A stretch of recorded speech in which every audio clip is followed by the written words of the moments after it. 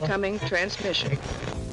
The heavens have become a part of man's world. Incoming transmission.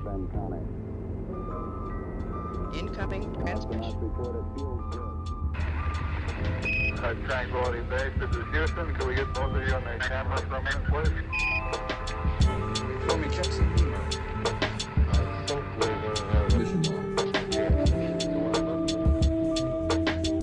Eddie's mission log. Number 1. Yeah, it's the first one. This is my first one. I don't have anybody on. I'm gonna be talking about wrestling, people. If you don't like wrestling, then go to our main show and listen to the main show. But I'm gonna be doing a quick review of Backlash, WWE's Backlash, because it just ended. I was gonna record later, and I was gonna play like Minecraft right now or do something else. But I decided just to start recording, and and give my fresh thoughts on the whole event. Okay, yeah, audio track 2. Yeah, I'm gonna give my whole review on the whole night. But before I begin, if you guys are into wrestling, I'm gonna be using wrestling lingo. If you don't understand what I'm talking about, then I'm sorry.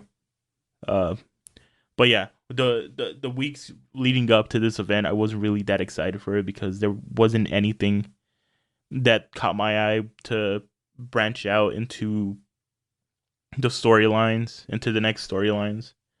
I felt like this event was to end certain storylines, or just I don't know, but Backlash was held in Puerto Rico, and it was sold out. 18,000 people showed up. Bad Bunny was hosting it, and he even wrestled in a match tonight. But I'll get back to that later on tonight, or later on in the episode. But yeah, the crowd was fucking awesome. It was one of the loudest crowds I've heard in a while, excluding Clash at the Castle, but it was even louder than WrestleMania 39. I throughout the whole night, the crowd was chanting for both wrestlers, the good guys and the villains. They're crowding, cheering for everybody. They're just excited. They got to see WWE live, because I don't think WWE has ever been there. I could be wrong. But yeah, they were just excited to just see their favorite wrestlers show up. Man, I can't talk. I'm nervous. I'm sorry. I usually have Devin here, or that I could bullshit with. It's never actually me. So this is my first time. I'm nervous. I'm sorry, I guess. I didn't bring protection, so I'm sorry. But back to what I was saying. Yeah, I didn't really care for this wrestling event. Like I said, there was no point to it. It was just to have it there, just to fill in the calendar. But it was still cool to watch, just because of the whole crowd reactions and the wrestlers' performance. Like the first match. The first match was Bianca Belair versus Io Sky for the Raw Women's Championship. Belair came in to the match as a champion. She left as a championship, and as a champion, she regained her championship. And that match was possibly the match of the night. I knew that the crowd was so excited because when Belair came out, the crowd erupted because she's a good guy. And then when Io Sky came out, which she's supposed to be the villain, they were even chanting for her, and I think they were even chanting louder for her. But yeah, that match was awesome. It had awesome spots. Throughout the match, there were some like the chemistry was off. Like you could tell, and even on the wrestlers' expressions, they were excited to be there. They felt the energy. They felt the euphoria. They just felt great. And um but yeah, you could just tell that they were excited. They just, I guess, starstruck, or I don't know. They were just they were just caught up in the moment. They were just trying to feel the moment. Um and it was cool. Uh but near the end of the match, Damage Control, which is basically Io Sky's group, her members came out trying to distract the referee to help Io Sky win, but in reality it backfired on them. And somehow, someway, Belair took advantage and pinned Io Sky, and she regained her championship that way. And they're trying to build on like they're trying to build that Damage Control is going to be split up soon, and Io Sky is going to be the I'm hoping she becomes the women's Money in the Bank winner, and then Bailey and Dakota could be in their own feud or their own team or whatever. That's what I'm hoping for. I hope Io Sky gets that solo run and proves what she can actually do. She already has, because she was popular in Japan. I think she wrestled in New Japan. But whatever the case, awesome match. 4.5 stars out of 5. Second best. Yeah, actually, no, I'll give it the match of the night in my opinion. But the worst match of the night was Seth freaking Rollins versus Omos. I was not excited for this match at all. I think this match just spawned out of nowhere. Like one Friday night, they are like, "Oh yeah, Seth is gonna fight Omos," for no fucking reason. But thinking more about it, I think the reason why they put Seth versus Omos is to show that Seth is strong, to show that he's strong enough to take down this 7'3" giant. But the match was slow. Seth and it was slow, but it was good because it showed that Seth could literally work with anybody. He could work with someone as small as Mysterio or someone as big as Omos, and still have a decent match. But it took I think it took 4 curb stomps to put Omos down, and one of them was from the top rope, and yeah, in my head it was just to show Seth strong, so he could win the World Heavyweight Championship for Raw. Yeah, Night of Champions. Overall, it was a boring match. I didn't really care for it. Good for Seth. I don't care. The third match of the night was a triple threat match for the United States Championship. It was Bobby Lashley versus Bronson Reed versus Austin Theory, the champion. And like everyone guessed, Austin Theory won. Screwed over Bobby Lashley. Bobby Lashley was so close to winning. And somehow, some way, Theory got the victory. I turned off this match. I wasn't really paying attention to it. I was on my phone for the most part. So I can't really give an actual review on the match. But all I know is that going into this pay-per-view, the match winners were going to be predictable. Like going in, I knew that Belair was gonna win. I knew that Seth was gonna win. I knew that Theory was gonna win. I knew so and so was gonna win. And I don't like it when WWE does that. They make it obvious who's gonna win, and I hate that. But whatever the case, the match after their match was for the SmackDown Women's Championship. I keep doing that. Sorry, Devin. Um, but yeah, it was Zelina Vega versus Rhea Ripley, the champion. And when Zelina Vega was coming down to the ring, she was repping the Puerto Rican flag because I think she is Puerto Rican. So she was repping in. She was holding it like a flag behind her. It was like a cape, sort of. It was cool, but you could tell that moment for her was real. Like you could tell that she was proud to be there. She was happy to be. She was just emotional to be there in front of her hometown, in front of her family. Um, and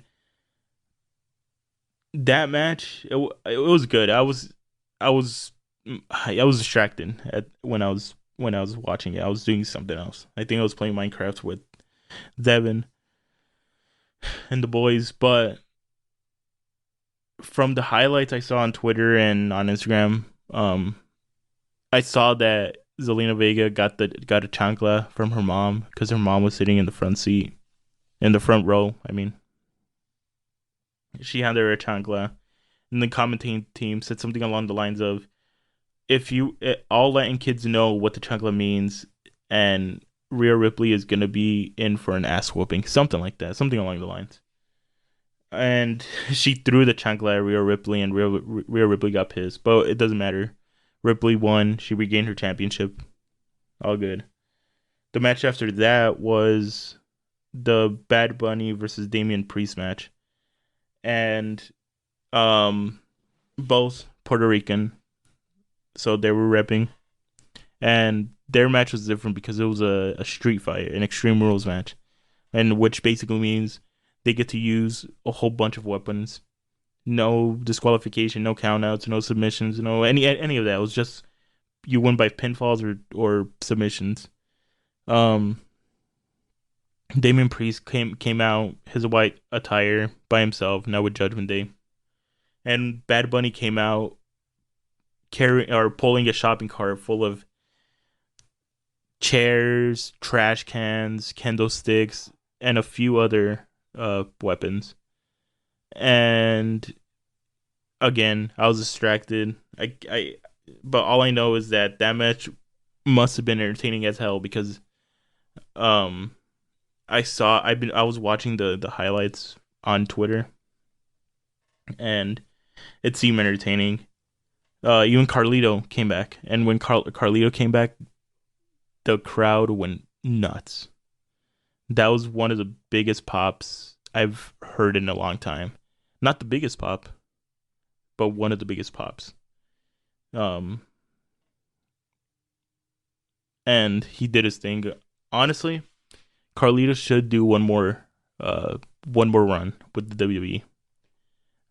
He could be the mid card in the mid card like he normally was, but he should just do just one more, because he was moving good. He looked good. I don't know how old he is. I think he's maybe like in his mid 40s, but he should do something with the WWE. Uh, the match after that, Bad Bunny was the winner. Got some help from the LWO. But the match after that was the one I was most anticipated for, and it was the Bloodline versus Matt Riddle, Kevin Owens, and Sami Zayn. And that normally the Bloodline matches are like storytelling matches. They tell a story throughout the whole match, and it sounds what's the word I'm looking for? It sounds pessimistic to say that a fake match is telling a story, but if you really look into what the wrestlers are trying to do, they actually were telling a story. Like, for example, in this match, it was showing how the Bloodline is slowly coming apart and falling apart in front of our own eyes, because there's some tension between Solo Sikoa and Jey Uso. Keep in mind, the Bloodline consists of the Usos, Solo Sikoa, and Roman Reigns. Solo Sikoa and the Usos are all brothers. So, and it's Jey Uso and Jimmy Uso. So you could tell that there's tension between Jey Uso and Solo Sikoa. At one point, Solo almost gave us own spike to Jey Uso, but Jimmy Uso came between them, and they won the match. That was a little bit of a shocker to me. But maybe before SummerSlam, or even during SummerSlam, that's when the Bloodline's gonna end or something, or even at Night of Champions. I don't know, but soon enough, the Bloodline story will end. The Bloodline will split up. Solo's gonna go on his own run. The Usos are gonna go on their own run. Reigns is gonna do his own thing. But yeah, like I said, the Bloodline won the match. Solo Sikoa pinned Matt Riddle. Now I'm excited to see what's gonna happen on Friday, and see how Roman Reigns is gonna react, what he's gonna say, if he's gonna be like, "Hey Solo, take out the Usos," or "I'll do this for you," or I don't know what they're planning to do, but I'm excited for it, and that's the whole reason I got back into WWE, and it was because of the Bloodline.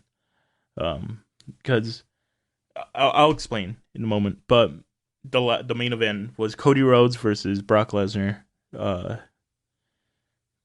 Again, they're giving, if you're on the wrestling side of TikTok, on the internet, wrestling side of the internet, you're hearing that people are calling the whole Cody Rhodes storyline the John Cena treatment. And what basically means is, back in 2012, when John Cena lost to The Rock, which was supposed to be the match of his career, Brock Lesnar came back and whooped his ass and built Suplex City, and they're basically giving Cody Rhodes that same storyline. And let me move this. And it's cool and everything. It's just, I don't know. I'm not really a fan of it. I still say that Rhodes should have won at WrestleMania 39, but it's whatever. Excuse me. Back to the match. Even before the match started, Cody Rhodes did a suicide dive to Brock Lesnar, got him on the ground, hit him with steel stairs, hit him with chairs, got him in the ring. The match started, and when the bell rang, Brock Lesnar just went off. He did a German suplex here, did another suplex over there, did suplex here, there. It was just Suplex City all over again. I thought it was gonna be a squash match, honestly. But at one point, Rhodes took off the turnbuckle, exposed it, and had that metal ring out. And right as Lesnar was gonna do another suplex, Cody reversed it and pushed Lesnar into the exposed turnbuckle, and Lesnar started bleeding. Honestly, it was nice. Not nice, but it was good to see blood in the WWE, because I haven't seen it in like that in a while. But Brock was just bleeding from his forehead. He was all over the place. Yeah, it was awesome. It was.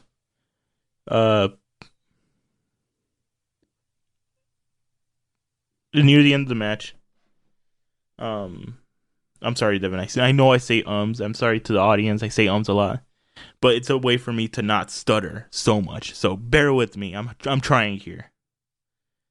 Lesnar had Rhodes in a Kimura lock, and I thought that was it. I thought he was gonna tap out. Lesnar was gonna be the winner, and then he was gonna do his redemption arc and everything.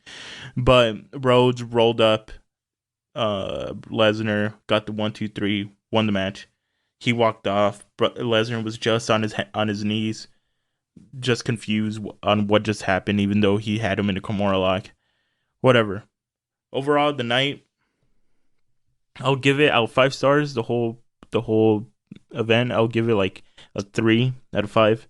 Like I said, I wasn't excited for this event. I wasn't excited for the matches. I wasn't excited for mostly anything. But I am excited for that Bloodline story. and I guess somewhat of the road story. Um, but overall, night was okay. The crowd was fucking awesome. Uh, I'm excited for Night of Champions, which is gonna happen in like 2 weeks, and it's gonna take place in, I think, somewhere in the Middle East. I think it's Saudi Arabia, and they're gonna crown the new world heavyweight champion. Reigns is gonna defend his championship, and that night Reigns is gonna be 1,000 days as the Universal Champion. And I want to see if someone could finally beat him, because apparently rumors are spreading that he's gonna hold those two titles for another year and a half, up to maybe September 2024, which I doubt. I feel like he's probably either gonna lose at Night of Champions or he's gonna lose it at the next WrestleMania. I have like 9 minutes left. I'm trying to aim for the 30-minute mark. So probably from here on out, I'm probably gonna switch up the subject or maybe continue on to wrestling. If you made it this far, thank you. If you didn't make it this far, well, I can say fuck you because you're not listening. But yeah, my mission logs are mainly gonna deal with the wrestling side, the sports side. Devin is probably gonna do his own thing, tell stories, tell whatever, do whatever he needs to do with his mission logs. But with my mission logs, just mainly wrestling. But yeah, what do you guys want to talk about? I can't hear you. I'm just trying to burn time. I'm sorry, guys. I was gonna mention something about the bloodline. Oh yeah. So like I said, the whole bloodline storyline was the reason why I got back into the WWE. Because when I was in high school, I stopped watching wrestling because it got stupid. Nothing made sense to me, so I just stopped watching it. And then when the pandemic hit, I had nothing to do. I didn't go out like I assume most of us was, but we got to be real. Everybody was going out around that time. So yeah, I got back into wrestling, and I saw that Reigns came back and defeated Bray Wyatt and Braun Strowman for the Universal Championship, and then he got in this feud with his cousin Jey Uso, and it just spiraled from there. And then I saw Sami Zayn joined, and then I saw that Reigns kept beating all these people. I think out of his whole like 950-day reign, he defended his championship like 23 times or something like that. And I don't know. This storyline is one of the best storylines WWE has produced in a while, and it's all thanks to Vince McMahon and Triple H. But I still don't understand why they had to merge the championships to one person, because before the whole World Heavyweight Champion was introduced, it was just him, and everybody had his eyes on him. He had the target on his back. And I still don't know why they did this. I don't know. All I know is I'm in it for the long run, and I'm excited to see what they're gonna do. I also got back into wrestling when it came here to Tucson, the whole live event, just because of the whole atmosphere. I saw my favorite wrestlers come out, Drew McIntyre, Sheamus. I still remember it, even though it happened like almost a year ago. I don't know, and a lot of people ask me why. Let's get into this. A lot of people ask me why I'm into wrestling, and I always tell them I don't know, and I still don't know why I'm into wrestling. I still don't know why I'm into the WWE. It's only supposed to be for kids. It's supposed to be up for this, but I don't know. It's probably because I get to see sports and movies get mushed into one, I guess. Because if you sit down and watch a whole wrestling show, you're going to see these stories tell in a match. Like, for example, like I said, if you watch a bloodline match, they tell a story. but if you watch just a normal match, they're not gonna really tell a story. But yeah, it's I don't know why I like wrestling. I just do. It's everybody has their niche. My niche is wrestling. I don't like anime. Most people's is anime. Damn, 25 minutes, please. I just need to hit 30-minute mark. But yeah, to summarize it, I don't know why I'm into wrestling. It's something my brother showed me one night. He's like, "Hey, watch this. The Undertaker came out to the ring. He wrestled a match." Ever since then, ever since I saw the Undertaker's match, that was my first match ever, and I fell in love. I'm hoping one day I become a WWE writer, or I become something in the WWE. Even if it's still around. If it's not around, then whatever. But I want to be part of the WWE. I can't be a wrestler. That's one thing I cannot be. I don't have the whole physique for it. I have the charisma for it, but I don't have the physique for it, which is, most people will tell me who cares, but in reality, it matters. Oh my god, we're almost there, people. 4.5 minutes or 3.5 minutes. I could do it. But yeah, my mission logs are, like I said earlier, it's mainly gonna be for wrestling, sports, and I might even tell a conspiracy theory here or there. But I promise you, if it's a wrestling episode, I'll start the episode like that. If it's a sports one, if it's a conspiracy one, I'll tell you guys beforehand. Oh my god, I keep seeing the timer. You know what? Fuck it, all right? Fuck it. Thank you guys for listening. If you guys made it this far, thank you. If you guys didn't, fuck you, because you're not here to hear this part. But yeah, thank you guys for listening. Go watch WWE and stay tuned for my next mission log. Stay tuned for the next Moonman episode. And oh yeah, the government found our radio station on the moon, so Devin and I have to like relocate somewhere else for a bit. But yeah, thank you guys for the support. Maybe I'll go more in depth with the next wrestling talk. Like I said, it's my first time. I was nervous. Leave me alone. I usually have Devin here to bullshit with. I'm sorry. I'll be better next time. Fuck you. Let's do this. Let's go. Bye. This concludes the transmission.